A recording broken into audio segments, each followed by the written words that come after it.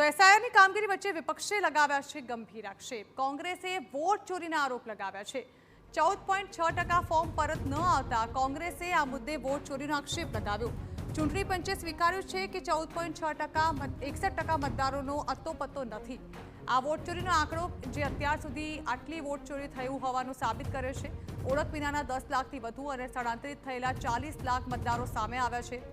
અમિત ચાવડાએ આ પ્રકારના આક્ષેપો લગાવ્યા છે, જેમાં ગુજરાતમાં જ સુરત અને સૌરાષ્ટ્ર બંને સ્થળે મત આપતા અનેક મતદારો છે। ગુજરાત સહિત અન્ય રાજ્યોમાં પણ ડુપ્લિકેટ મતદારોની સંખ્યા ઊંચી છે। ડુપ્લિકેટ મતદારોને દૂર કરવા માટે ચૂંટણી પંચ પાસે કોઈ સોફ્ટવેર ન હોવાનું પણ કોંગ્રેસે જણાવ્યું।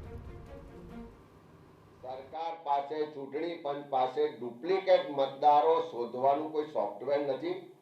કાં તો એ તમારી પાસે વ્યવસ્થા છે, તમે પબ્લિકલી અને જાહેર કરવાનું નથી માંગતા।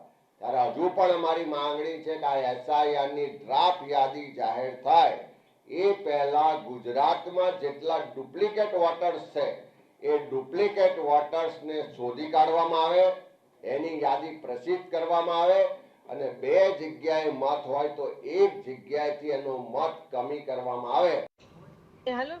તો વર્ષોથી વિદેશમાં રહેતા નાગરિકોના નામ પણ મતદાર યાદીમાં હોવાના આક્ષેપો અમિત ચાવડાએ લગાવ્યા।